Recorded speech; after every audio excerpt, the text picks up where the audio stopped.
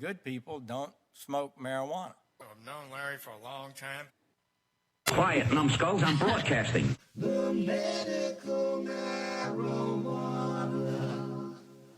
The medical marijuana. Radio show.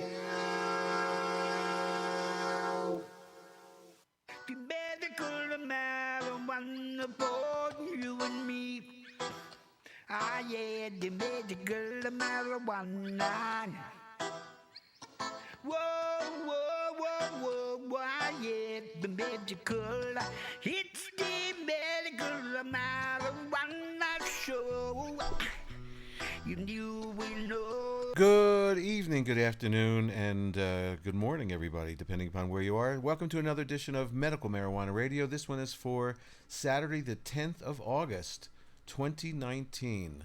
I'm your host, Larry Love, and we're here every week to bring you the latest information, news, and everything about the fight to legalize cannabis for not only adult use, but more importantly, even medical use is very important. And medical programs have suffered with the legalization of recreational use, and we have to fight to make sure that we don't lose more medical programs. This week, my guest will be on this show Ashley Manta. Ashley Manta calls herself the CannaSexual, and she is a sex and relationship coach, and she's going to talk about with us how to use cannabis in your relationship, especially having sex. We'll talk all about that at the second half of the show. But first, as always, I've got news for you, and we're going to start off with Bernie Sanders saying that he would legalize marijuana by executive order. And that means like right away quick. So here it is. Now, on the subject of drugs, marijuana is on Joe obviously a Rogan's big show. issue in this country, and we've seen many states make it recreational, including this one. What do you think could be done, and what should be done to have this across the board, especially federally? You know, there's a guy that I have on the podcast coming up soon. His name's John Norris, and he wrote a book on the cartels growing marijuana illegally all over this country and selling it, particularly in California now because it's a misdemeanor because it's legal recreationally, and selling it with all sorts of horrible pesticides on it, all sorts of like very, in fact, deadly chemicals.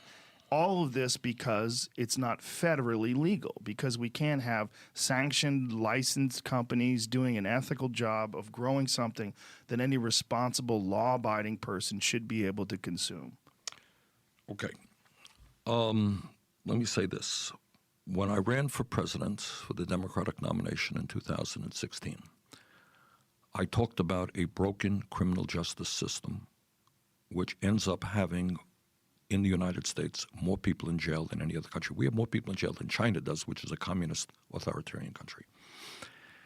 And what I called for then and I call for now is the legalization of marijuana in America. Right now, you have a federal law. It's called the Controlled Substance Act.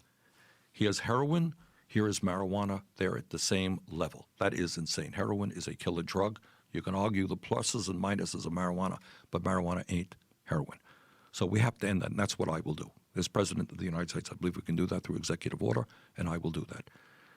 Second of all, what we have now is a number of states, and I'm very proud. I talked about during 2016 what seemed kind of radical, the need to legalize and decriminalize marijuana, a very radical idea 4 years ago. It is spreading all over the country. And by the way, it blows my mind to drive through Nevada, I think here even in California, now you see signs, corporations buy our marijuana. Yeah. And 4 years ago, people getting arrested for doing that, right? Their lives being destroyed. Well, particularly in Nevada, there was life sentences given out in the 70s. Can you believe that? And now you have corporations selling the damn product that people went to jail for. So I think ultimately, we've got to legalize marijuana. And what's good news, in a sense, is some communities, some cities are expunging the records. So if you were arrested, have a criminal record for selling marijuana, that is being expunged, and that is the right thing to do. We can argue about the pluses and minuses. I'm not a great fan of drugs. Other people, I've smoked marijuana a couple of times. Didn't do much for me. Other people, I guess, have different impacts. Just a couple times? That's right, true. It didn't do much for you? Yeah, maybe Where were you getting it? I don't know. It was in Vermont, northern Oh, Vermont. that's the problem. Maybe. You gotta get it from here. It'll do something for you. Well, it made me cough a whole lot. All right, but I gather other people have had different experiences, Oh, for correct? sure. Yeah, Okay. I certainly have. Okay, well, we've all certainly had different experiences than Bernie did, but at least he's on board with us and our community. All right, next up. So the head of the FDA, Dr. Gottlieb, is no longer the head of the FDA because he has resigned, and even though he's resigned, he's going around, and this is a couple clips from CNBC where he's spouting off his opinions, even though we don't need them anymore. He had his chance to do things right, and we're in a big quandary here. But anyway, so here is Gottlieb on CNBC just a couple of days ago. The second clip will be about he believes cannabis should be decriminalized, not legalized. But anyway, so here's the first one. Dr. Scott Gottlieb served as the 23rd Commissioner of the Food and Drug Administration, works now as a resident fellow at the American Enterprise Institute, joining us this morning to discuss the federal regulation of cannabidiol, CBD as it's better known as. Dr. Gottlieb, start by explaining what CBD is. Well, CBD is a derivative from the cannabis plant. It's an oil, it's an extract. Previously, it was only available from the plant that you grow marijuana from the cannabis plant that you would grow marijuana from or derive marijuana from. But the 2018 Farm Bill legalized the growing of hemp, which is a form of cannabis that has low concentrations of THC, which is a psychoactive substance that causes the effects that you get from using marijuana. So now you're seeing hemp become a much more prominent agricultural crop. There's a lot of people in this country who want to grow hemp. It's a crop that can grow in poor quality soils, so you see it being grown in lower quality soils, colder climates. So it could be a real opportunity for American farmers to develop a new crop. It mostly has industrial purposes, but being able to derive CBD from hemp and market it, that's a high margin use of that crop. So there's a lot of farmers who are growing hemp who now want to put CBD into food products. Market it for what purpose? What is CBD used for? Well, right now it's only used under FDA regulation for one purpose. It's approved in a concentrated form for the treatment of certain seizure disorders, a drug called Epidiolex. But there's a lot of companies that want to put CBD into dietary supplements or food. But under the current law, the way the law is constructed right now, that's not legal. So all the CBD that we see on the market, and there's a lot of it, that's being put in pet food or different foods for human consumption or different dietary supplements, all of that's really illegal under current law. And so the question is, how do you define a regulatory pathway that can allow it to be safely put in those food products if that's what Congress intended for? How are those products allowed to be on the market and available if they are illegal? Well, FDA has taken enforcement actions, and when I was there as the commissioner, we took certain enforcement actions based on the claims that people were making about it. There were companies claiming that CBD can treat all kinds of medical conditions, and some claims were outlandish, like CBD can help in the treatment of certain cancers. But FDA could sweep those products off the market right now, and it has been taking selective enforcement actions. There's a lot of political debate and pressure from Capitol Hill to try to create a legal pathway for CBD to be allowed into food products right now. I think when Congress passed the 2018 Farm Bill, a lot of legislators thought they were creating a legal pathway for CBD to be allowed into food products, but they actually, in that bill, very explicitly preserved FDA's authorities.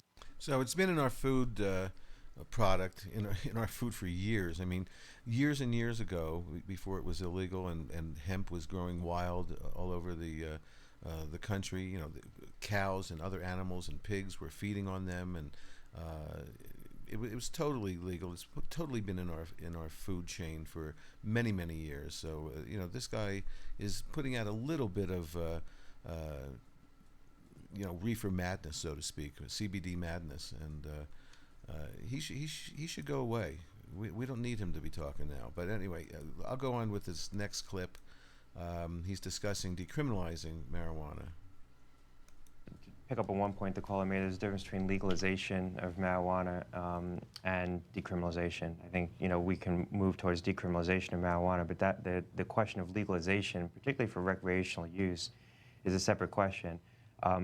There are studies that show that long-term use of marijuana affects executive function. There are studies that show that it affects short-term memory.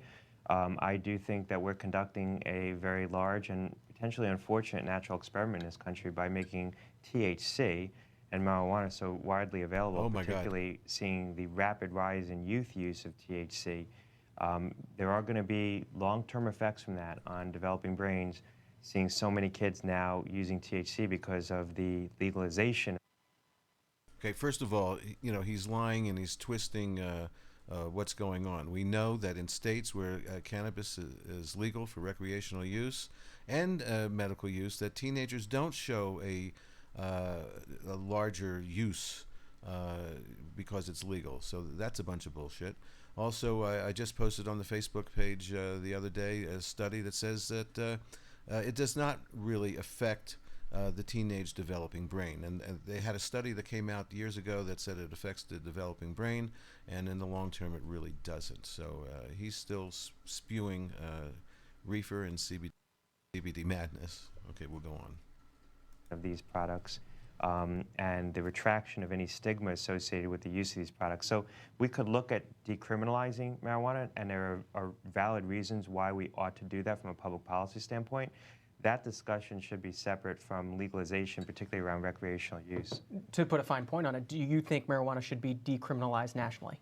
My own personal view, I think two things. One, I think we ought to look at decriminalizing it. People are arrested for possession of marijuana and face sentences that are oftentimes in excess of what they would receive for offenses that I think are far more significant and serious. And so you do see too many people, I think, developing significant criminal records for small possession charges of marijuana. Now, so that's the discussion around decriminalization. Is that a discussion you had with the White House when you were at the FDA? No, because my domain was largely public health, and the discussion that I would typically get drawn into was a question around legalization, and particularly around the youth use of these products. And you saw states moving to decriminalize these products or legalize these products, excuse me, I have to watch my own lexicon, legalize these products in ways that were making them THC accessible to youth. And I have a lot of public health concerns around that.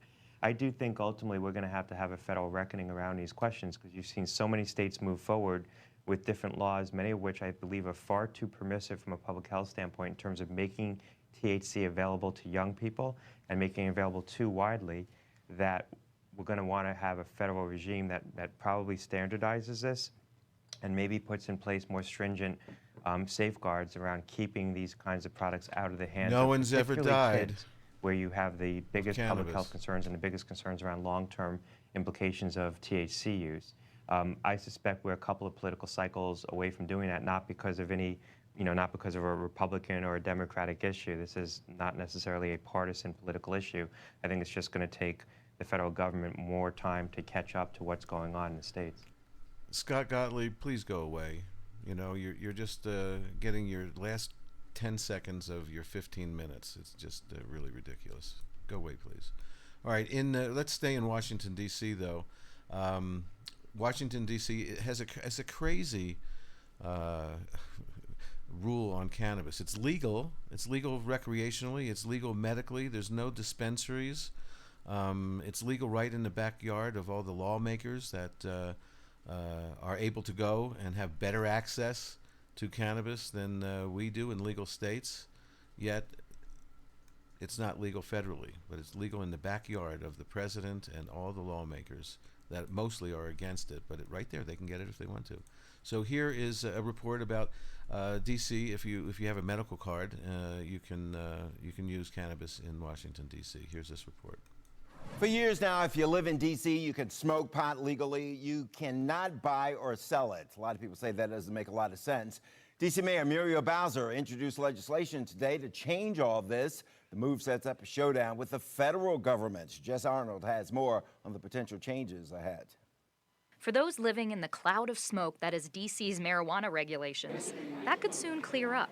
Mayor Bowser announced the introduction of the Safe Cannabis Sales Act Thursday, which means if it passes, dispensaries will soon be able to sell recreational weed. It's a great step in the right direction for residents to own businesses and grow businesses. What about consumers? The act allows most of them to buy it legally, but those living in public housing, where the mayor says many possession arrests occur, still can't smoke it in their homes because it's illegal to do so on federal lands. The next step will be a place to consume safely, because you have people who want to use it or could actually treat elements using it, but live in public housing, so they have no way or no safe place to consume.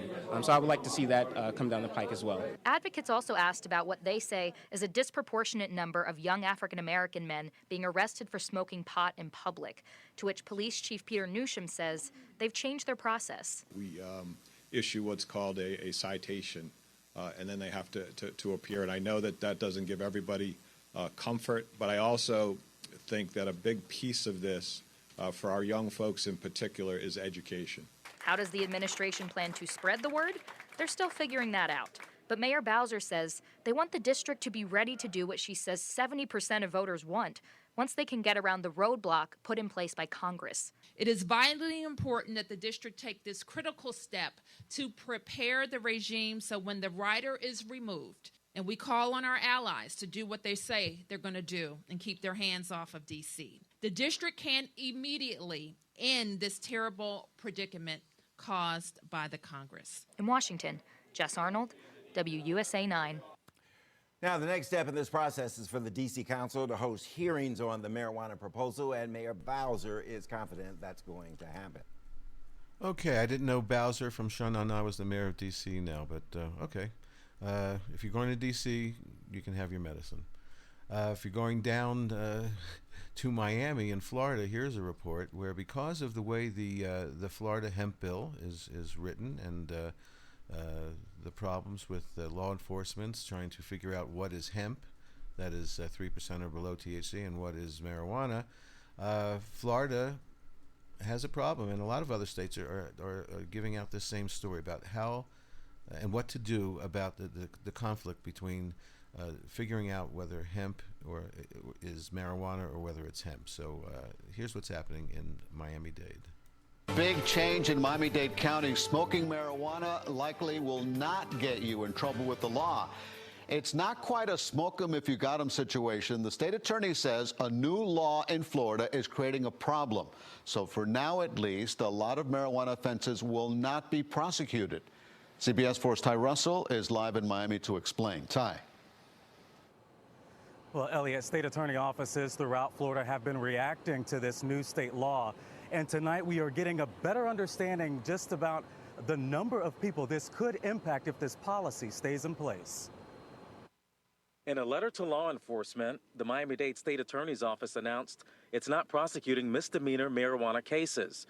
That's when someone has 20 grams or less. The hurdle that we now have affects all marijuana prosecutions, regardless if they're minor, such as simple possession of a small amount of marijuana, or whether it's a trafficking in marijuana case. Howard Rosen is an assistant state attorney. He says the Miami-Dade Police Department doesn't have a lab to test the difference between hemp, which has a small amount of THC, and marijuana.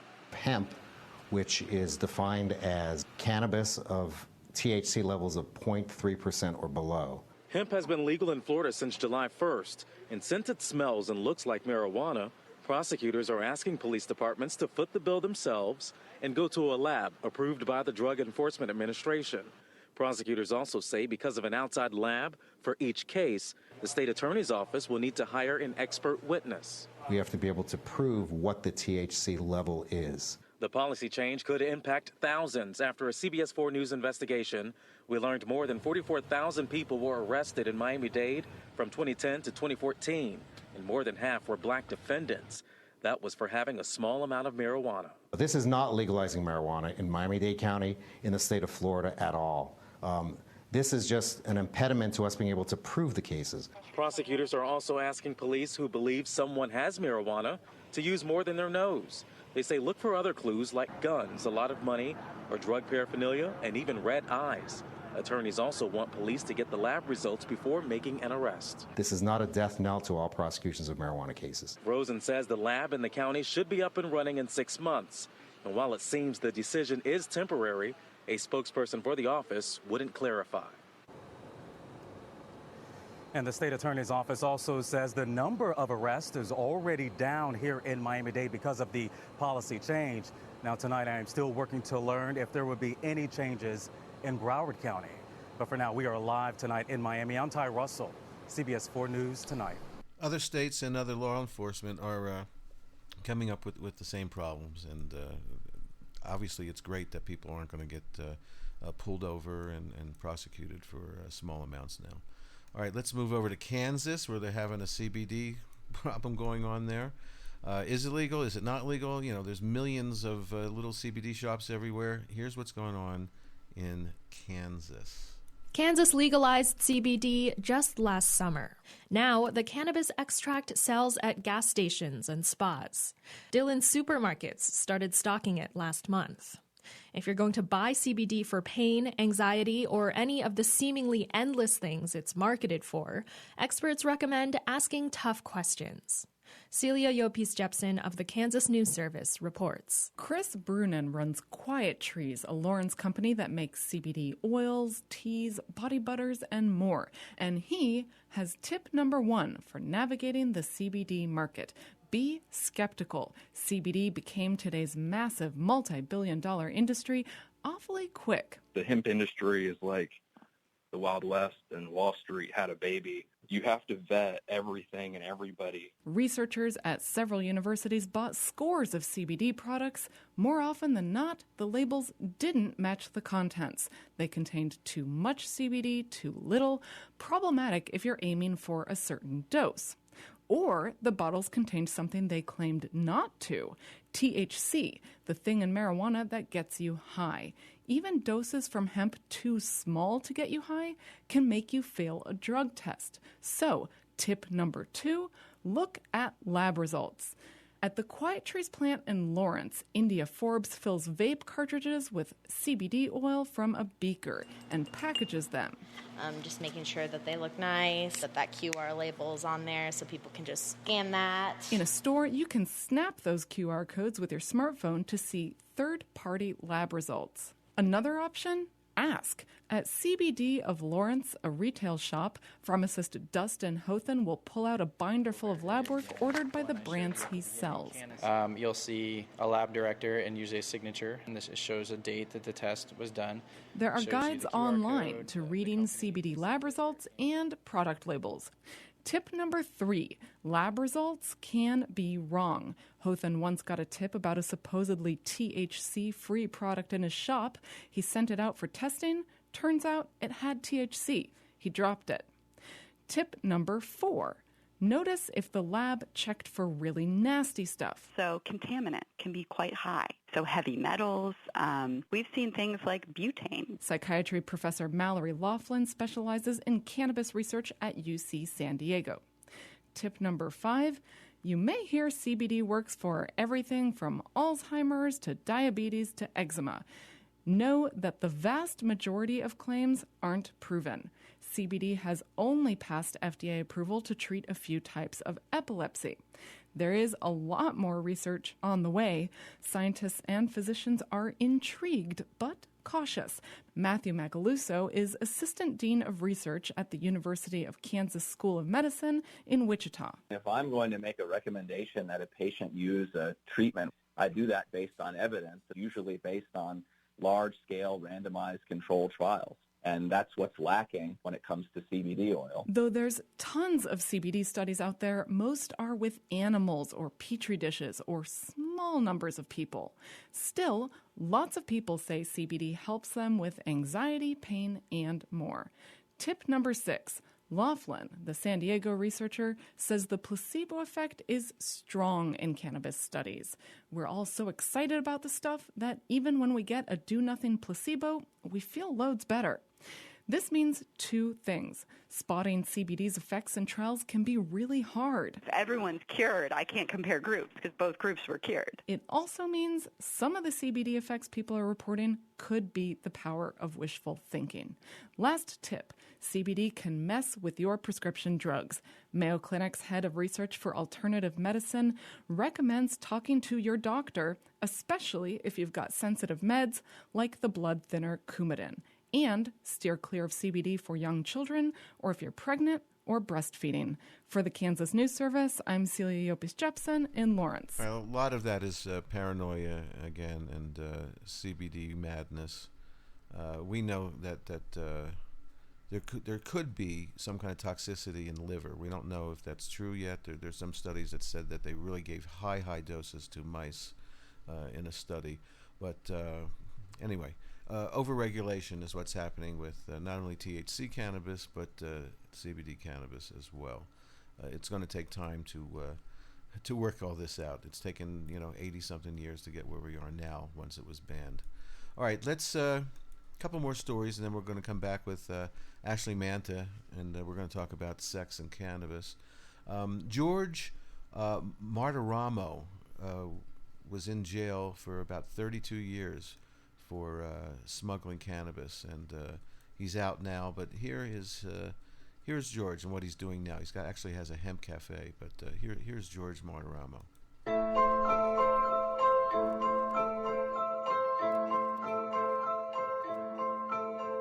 It is said that I once was the longest-serving nonviolent person in the world for cannabis.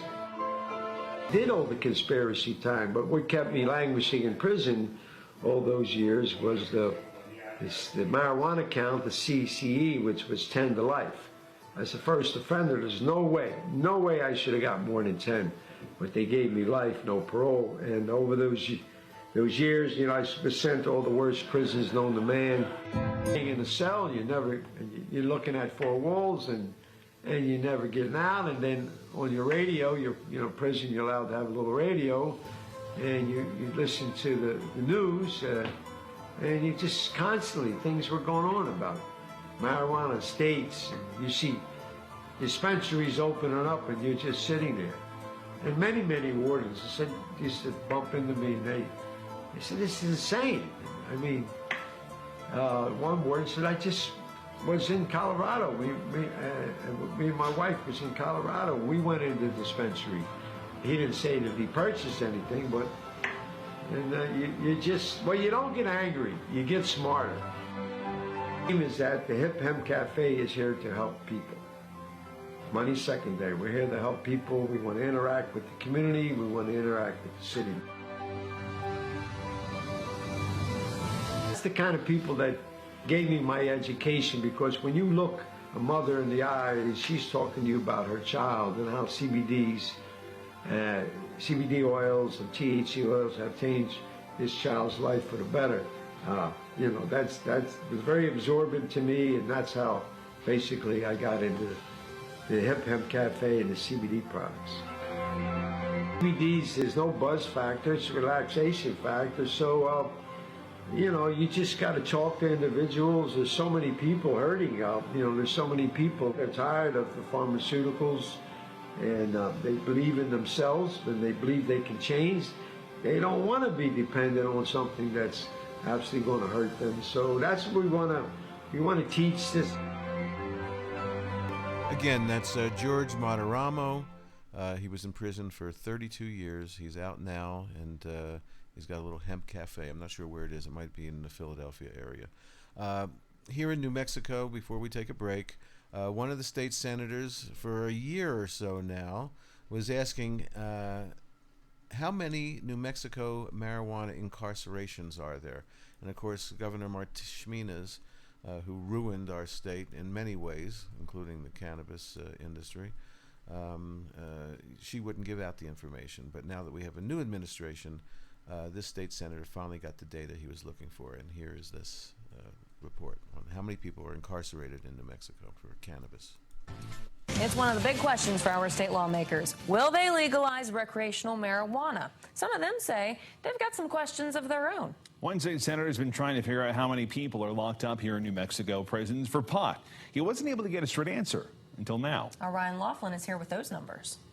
This, to me, is like Christmas morning. State Senator Jacob Candelaria is unapologetic about getting so excited about numbers. Does. And ultimately, I am a nerd. Because he's been trying for more than a year to get one question answered. Of the prison population, let's say today, of everybody in our state prisons, what's the number of inmates, not the percentage, but the number who are incarcerated in a state facility on a sentence involving marijuana. Finally, after years of asking, this administration, did the right thing and is acting in a transparent fashion and gave me that data. Out of 6,950 inmates locked up in New Mexico prisons, 108 have at least one marijuana-related offense. That the state taxpayer is spending at the very least $4 million a year to keep people incarcerated when their offenses involve cannabis. Candelaria says it's an expensive problem, but good data should lead to better legislation. For the folks who commit violent crime, for the folks who their addiction leads them to harm someone or to harm property, it's money well spent to keep those people imprisoned. But any dollar that we're spending as a state incarcerating folks in jail or in prison for addiction, that's money wasted, and we can spend that money better elsewhere. He says more info is needed. A vast majority of the 108 marijuana-related offenders have other charges, but it's not yet known what type of offenses they are. Ryan Laughlin, KOB4. Okay, we're going to be right back after this with Ashley Manta. We're going to talk about sex and relationships and marijuana. So either put your headphones on or get the kids out of the room. We'll be right back after this. It's all about the 420 MMJ Radio.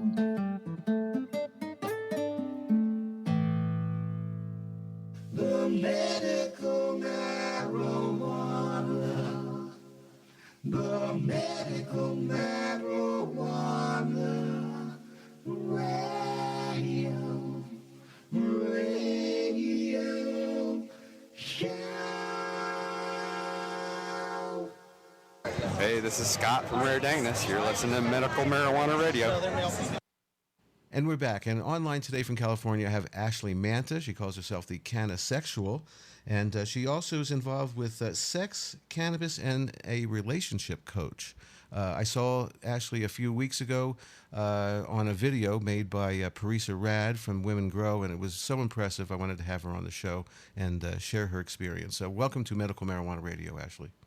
Thank you so much for having me. So the CannaSexual, what makes you a CannaSexual? Well, CannaSexual is a word that I actually made up and subsequently trademarked. And I define it as anyone who mindfully and deliberately combines sex and cannabis to deepen intimacy and enhance pleasure, whether solo or partnered. So how do you do that? Have you written a book, or I know that you have these little kind of seminars. So tell me about that. So I have written over 170 articles that I have published online. I am actually in the process of negotiating a book deal, so that will be coming out in the next 6 months or so. And that's really exciting to get to share. When I came on the scene, there were a few people talking about sex and cannabis, but it was very much not from a sex educator perspective. It was, people who were interested in sex and interested in cannabis, and so would write about it, but no one that I could see who had like formal training in sexuality education, in pleasure and anatomy and arousal and consent and primary prevention for sexual violence and things like that I have a background in. And so I was like, wow, there's a big gap in knowledge, especially in the sexuality professional realm, of people who like didn't really know how to talk to their clients or people in their workshops about cannabis. So I decided, all right, this could be a thing that I would get good at and learn more about. And over the last 5 years, I've learned so much. And of course, I'm still learning more every day. But it's really makes such a huge difference for people. So what do you think is the most important aspect of using cannabis sexually, in a sexual relationship? Is it help people who are sort of inhibited open up a little bit and be more open to having sex? Because, I'm 69 years old, so, I've been around for a while with cannabis, and some women, aren't really into sex. So do you find that it maybe helps people have sex more often, let's say, and enjoy it better? Well, I would definitely say that discordant interest in sex spans gender. Sometimes it's men, sometimes it's women, sometimes it's trans folks. Like, there are lots of reasons why someone might have less interest in sex at any given time, and often it has nothing to do with their partners. But with cannabis, I like to say that it helps to address the things that get in the way of pleasure, connection, and intimacy. And there's a lot of different things. Like, I couldn't just point to one thing. There are things like pain, either acute or chronic pain, can be a huge interruption to pleasure. Things like shame and anxiety and not feeling confident in your body, or having a lot of cultural baggage about what it means to be a sexual being in the world. Certainly for those who are socialized as women, having beliefs about your value as a human with regard to how you show up in the world sexually, and slut shaming. And like, there's so many factors at play that influence how we exist as sexual beings. And I think cannabis can kind of help get you out of your head and out of that conditioning and into just being present with what's happening in your body and feeling all the sensations instead of being stuck in your head like on that spinning hamster wheel. So let's talk about the difference between using cannabis, which actually is, in my experience, enhances the sexual experience, as opposed to alcohol, which obviously people have been using for years to loosen themselves up and to be open to sex. But that sort of dulls the senses, don't you think? I definitely agree. Alcohol does dull the senses. It's also, statistically, alcohol is the #1 date rape drug. It's used on college campuses in 90% of sexual assaults. So as someone who got their start as a sexual violence prevention educator, I have real strong feelings about people mixing alcohol with sex. And honestly, I've not had a drink in 3 years at this point, and I don't miss it. I've exclusively switched to cannabis, and it has made such a huge difference, because you're right, like, alcohol dulls sensation. It takes people out of the moment. It can cause them to dissociate, and it does lower inhibitions. Like, that's a real thing, but often to the detriment of being able to consent and be fully present. Whereas cannabis impacts us differently. Although, that said, I would still encourage folks to have conversations about consent and about boundaries and what's okay and what's on the table prior to consuming any intoxicating form of cannabis, because it's just better to cover your bases. And at this time in the world, and just generally, like, you want to leave the campsite better than you found it. You don't want anyone feeling shitty the next morning. So better to have a sober conversation first and then add cannabis based on like what you're trying to go for, as opposed to, I'm going to get stoned and have sex with the next person I fall over. Like, that's not what I'm suggesting. Yes. Well, obviously with, the Me Too movement today and the aggressiveness of many people, a conversation needs to be, when you meet somebody new, obviously a conversation needs to be upfront about what is this relationship going to be about? Is this a friends with benefits? Is this going to move on to something different? So being upfront and, asking permission. I mean, I know years ago, the colleges were, had I think a list of questions and statements that you should make before you have sex with somebody.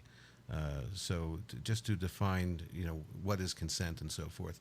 So what is your different forms of imbibing cannabis sexually? I mean, obviously you can't, go to a hotel room with your friend and take an edible and expect that you're going to feel that right away. So give me the forms of ingestion that you think is best for a sexual relationship with cannabis. That's a great question. It depends on what you're going for, admittedly. Some people don't want to get high at all, and that's a completely valid need. And so for people kind of just dipping their toe in the pool who are curious but like don't really know what to expect, I think the easiest way to approach cannabis with sex is through topicals. So I work with a company called Foria that makes both a THC infused oil and in the last couple of years they've released a CBD infused oil that's a hemp CBD, so it can be shipped to all 50 states. And those things are actually applied directly to the vulva. You treat it like a marinade. You let it sit for 25 minutes, and then you start sexy fun times, whether solo or partnered. And I really like topicals because, especially for people with vulvas, it's being applied directly where you want to feel the effects. It's not going to give you that head high, so your ability to consent is not impacted. And it's really great for enhancing pleasure and decreasing discomfort, which was a thing that was an issue for me as a trauma survivor. I had pain with penetration for years, and Foria was the first thing that allowed me to have penetrative sex without pain. And I was like, oh my God, that's a huge game changer for people who have pain with penetration. So obviously, formulating something like that has to be, okay for, the vagina area. And so, without giving out, exact formula, what else is in there besides THC that, makes it okay to put in the vagina or on it? Or what I love about Foria is that their original formula, Pleasure, was just 2 ingredients: THC oil and MCT coconut oil. Okay, that makes sense. So no superfluous ingredients, no harmful chemicals like glycerin or parabens or things that you actually find in like over-the-counter lubes a lot of the time. And their CBD formula, Awaken, actually has a couple of plant-based botanicals in it, in addition to CBD and MCT oil. It also has peppermint oil, ginger, kava, cacao, cardamom, cinnamon. So it is definitely more stimulating than their THC formulation. And so for people who don't like intense sensation, that would not be the one that I would recommend for them. Some people find it like too burning, too tingling. It's too much for them, and that's cool. Like, everyone's allowed to have their experience.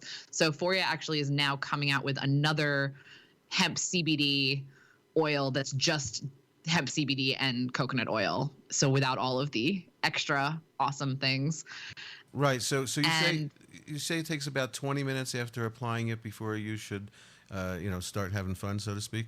Is there a psychoactive effect at all, or is it just sort of a little bit more light, like lighter kind of effects, like psychoactively? It's just a local body effect. It does not get you high. Okay. Except if you apply the THC oil to the vulva and you have a partner who goes down on you afterward, they could get high because they are ingesting THC oil through their mouths. Right, but isn't the vaginal area I guess a big mucous membrane that it is. So sort of like taking a suppository in the other place. Yes. It's people take Valium that way. And so forth. It's a way to take medicine. So it is. Is it sort of similar? Do you find that it would be the same in either place, so to speak?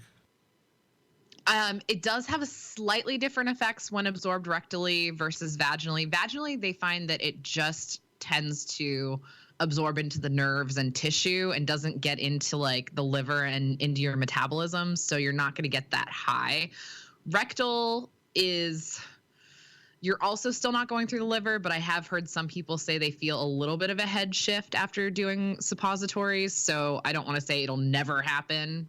It's sort of your mileage may vary depending on your tolerance and body chemistry.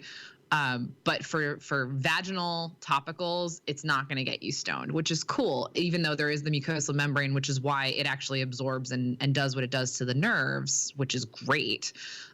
It doesn't work as well on penises because they don't have that exposed mucosa, but it's not going to get you high. All right, so let's talk about penises for a second. I mean, you're not just using, women just don't use cannabis for sex. Men do also. So, what's the best way to use cannabis for men? Is it just smoking it? Is it edibles? Can you put some kind of a edible lube on and orally? Does it help? Does it help the orgasm for a man like it helps orgasm with a woman, or is it different? The science is inconclusive at this point. I've seen studies that suggest that cannabis can cause difficulties with erections, and I've seen other studies that say that cannabis helps to have longer, stronger erections and more orgasmic capabilities. So it depends. We're not quite sure yet. In terms of methods of consumption that are most effective, Smoking is a great option. I don't really recommend edibles for sex generally because of the fact that it takes up to 2 full hours to kick in, and then you're on the ride for 6 to 8 hours. Like, that's a big time commitment for most people when, the average person in the United States is having sex for like 10 to 15 minutes tops, maybe once a week.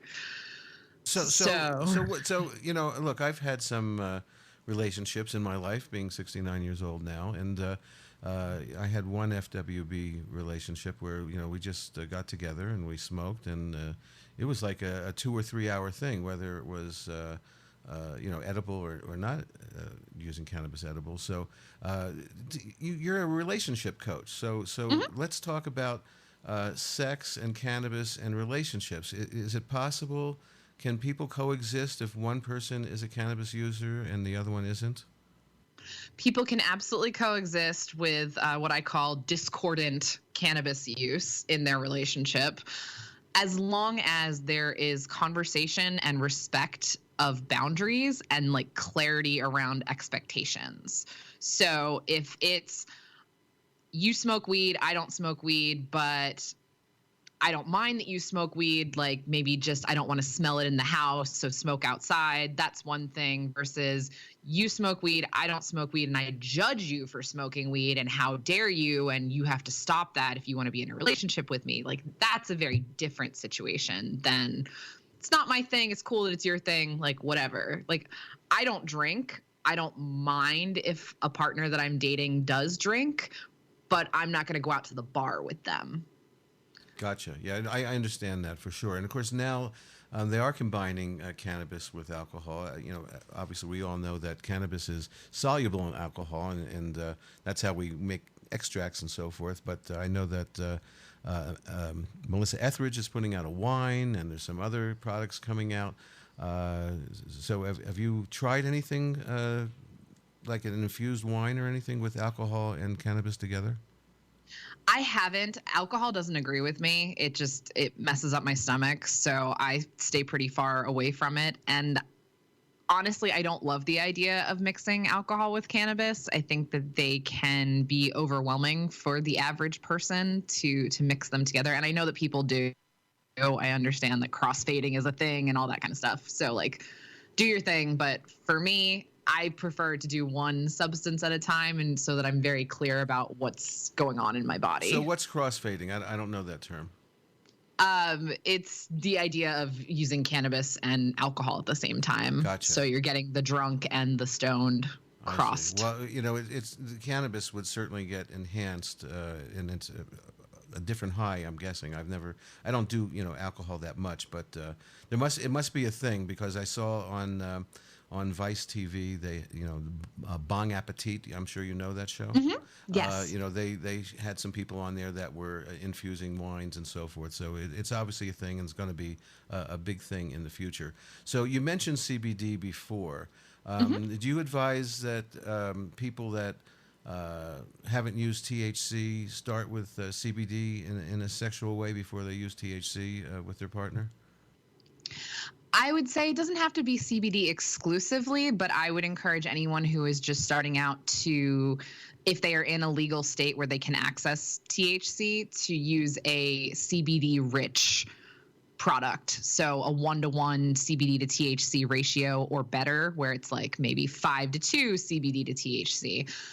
But things that are equal or greater to have CBD in them is going to be good for people who are new, because CBD offsets the psychoactive effects of THC. Absolutely. Everybody needs to know that, because if a newbie or even someone with experience gets too high from THC, CBD can equalize that and bring down that bad trip. So it's real important for everybody to know that. We've just sort of figured that out in the last few years.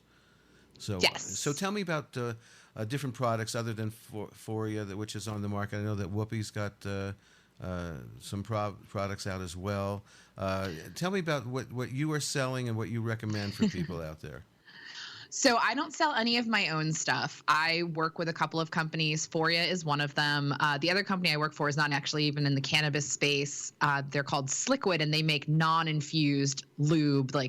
So Foria is not lube in the way that you would, this is dry, I want more wetness, let me reach for something. That's what lube is for, and that's what I use Sliquid for. But Foria is like the marinade. And then I work with Sibian that makes this amazing rideable sex toy. But I do get the opportunity to try a lot of different products through the course of being an influencer on Instagram. Companies send me things, and so that's really neat. One thing that I love recommending to folks is bath products. Bath bombs. Yes. Tell us about those and how to use them. Absolutely. So one of the things I hear most often from folks that gets in the way of pleasure or wanting to be sexual is stress. I've had a bad day at work. The kids were, up my ass all day, whatever it is. And I can't get out of my head and into sexy mode. And so a really great option for folks is to take a hot bath and just relax, let your muscles unwind. And cannabis can be put into an oil that goes into bath and is able to be absorbed into your skin through that. So they mix, sodium bicarbonate and fizzy bath bomb, Epsom salt things with some oils, and usually essential oils. So it smells really good. It softens your skin. It gets in there. And I've taken 300 milligram THC baths from a company called Cannabis that was amazing. And my whole body felt like jelly, but my head was completely clear. Wow. And so how long did that effect last, would you say? I would say about an hour after I got out of the tub. It kept So this feeling was good. this was a pre-soak before having a sexual session, so to speak? Yes, it was actually on my birthday in April. My boyfriend drew a hot bath for me, and he actually sat with me and washed my shoulders and rubbed my feet as I was soaking, and then we went downstairs and had really great sex. Well, actually, that sounds really great. And of course, my experience is that cannabis has just been really wonderful in relationships, especially when both people are on the same page and so forth. But if someone was a first timer, okay, I think I asked you this before, but the CBD would be better, right? Let's make that very clear. If not straight CBD, which is also fine, but at least CBD mixed with equal parts THC. Of course, vape pens, you get an instant reaction, and it's probably a good way to get things started, right? Vape pens kick in within about 5 to 10 minutes, which is cool. The problem with vape pens is, especially if you live in a prohibition state or a state where there's not a lot of regulation, a lot of CBD vape pens on the market are cut with things like propylene glycol, which is terrible for your lungs. Absolutely. So it's really important that people be savvy consumers and buy from companies that they trust. So Foria makes a CBD vape pen that I trust, that I know doesn't have shitty chemicals in it and gross stuff.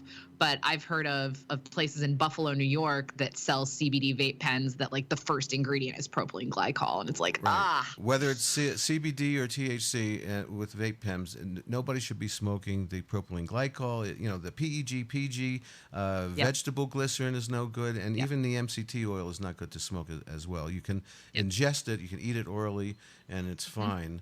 But to smoke it is just not good. It's popcorn lung, and it's people have gotten very, very sick. Exactly. So what else would you like to cover today on this? I want to hear about when your next event is, and where will you be speaking next, and where can people see your videos and your writings and so forth, all your writings and articles? Great question. So all of my writing is listed in a huge repository on my website, CannaSexual.com. I also have videos available through online courses. I have a website called elevatedintimacy.com, and I have an online hand sex class. So penis massage, pussy massage, anatomy, conversations, basically everything you ever needed to know about hand sex It's a master class. It's a 10-module course, and I'm so proud of it. It's got really high production value. We hired a videographer and the whole thing. And then I also have a dirty talk class coming out in the next month or so, which is going to be a much smaller, little intro to dirty talk, because I used to be a phone sex operator, and dirty talk is really just sexy communication. And I like helping people learn how to ask for what they want and need in real time, instead of, hoping that their partner picks up on their telepathic signals of what they want without actually vocalizing it. That's not going to happen. Right? That doesn't tend to work out too well, but people are really just maybe if I hope hard enough, they'll guess that this is the thing I want. And I've done it myself. I have been afraid to ask for what I want, and cannabis helps with that. Smoking a little bit, it helps me find my voice a little bit more. And even just last night, my boyfriend and I were in bed, and I was like, babe, I have a request. And he's like, okay. And I said, I would really like us to do more consistent dirty talk, because it makes me come a lot harder. And he was like, yeah, we can do that. What are some of the favorite things you want to hear? What are the fantasies you want me to go down? Or do you want me to narrate? And just being able to make that request and open up that dialogue, we ended up having better sex than we've had in weeks. And we have pretty great sex to begin with, but having the ability to make requests of our partners is something that most people don't know how to do or don't feel comfortable with. And that's what I really like helping people with. There's nothing wrong with a little instruction, a little bit more. Absolutely. A little bit more to the left, the right, whatever, for sure. And yes. So, okay, that's great. Ashley Manta, I really appreciate you coming on today. If there's anything else you want to mention, I'd love for you to give out those websites again. I want people to see your stuff. Absolutely. Thank you so much. So you can find me on Instagram at CannaSexual. You can find my website, CannaSexual.com.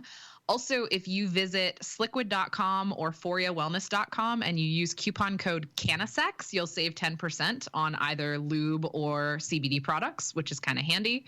And if you want a Sybian of your very own, I have a $100 off coupon code. So just DM me on Instagram and I'll be happy to shoot that over to you. And you can also find her on Facebook. It's Ashley, A-S-H-L-E-Y, Manta, M-A-N-T-A, on Facebook. That's where I found her originally. And I thank you today for talking about this. People don't talk about sex much. It's like drugs and cannabis. It's sort of been a prohibition over the years. So talking about sex and talking about cannabis sort of desensitizes the stigma that's been going on for many, many years. So, Ashley, thank you for the space that you are providing expertise in, and I look forward to having you back in the future if there's something new that you'd like to promote. Thank you so much. We'll be right back after this.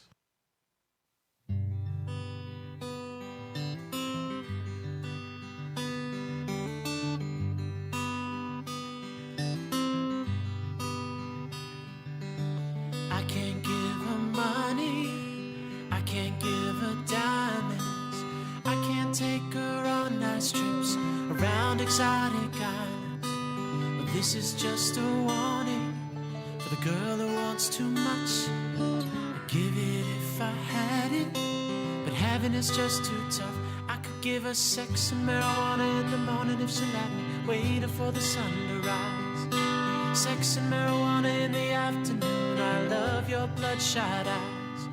If it's money you can't live without, baby girl, I got some doubts for you.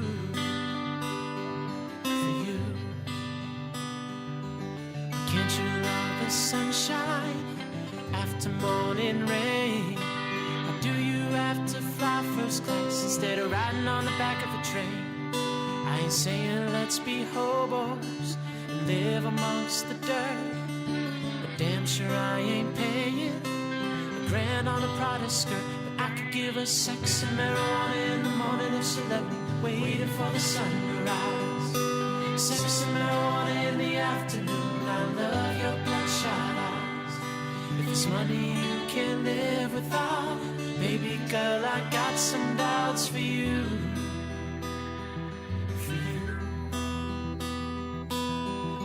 Sell your blood and soul, whatever's good for cash.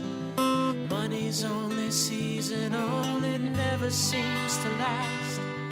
Maybe someday you'll wake up and find you'll have it all. Not feeling 2 feet small, the necessity to crawl, but until then,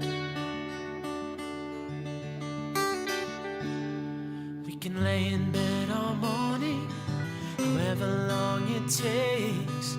Baby, I got that medicine, it'll cure you of all your shakes. We'll hold on to each other's breath, inhale till there's nothing left. Save the money for the rest, 'cause baby girl, I got some love for you. For you.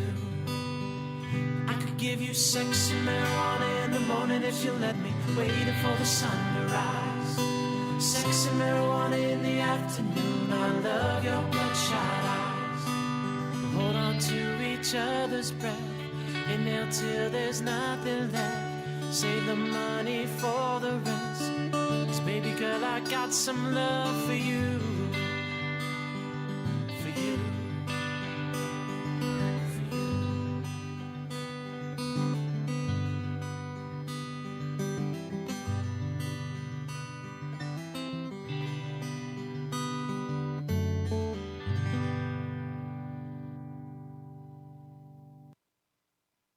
The medical marijuana. The medical marijuana. Radio. Radio. Show.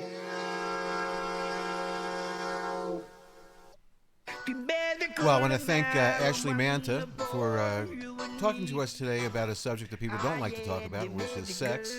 People also don't like to talk about marijuana, but we do. But putting it together is a great thing. I also want to thank my 2 radio mentors, both with the initials HS. Thank you for your inspiration. I'd like to take a moment now to thank my sushi mentor, Nobi-san from Sasabuni in LA, also from Ito Sushi. He taught me everything I knew about sushi and everything I know and love about sushi. Thank you, Nobi-san. I hope your trip to Sushi Paradise is quick, and I will miss you, and thank you forever for allowing me to enjoy what you taught me the last 40 years. Thank you, Nobi-san. If you'd like to be on the show, if you have a product to sell, you're an advocate, an activist, you have a story, it's info@mmjradio.com. Again, info@mmjradio.com. If you'd like to hear our old shows, you can go to medicalmarijuanaradio.com. My YouTube channel is LSLove88, SoundCloud and Spreaker, audio only, MMJ Radio, CannabisTube.net, MMJ Radio, on Now TV, channel 937, coming soon to CannaChannel.com. Shalom. Peace and love, peace and love. Chaos where it needs to be. Oh yeah. And you know what, everybody? Fuck Trump.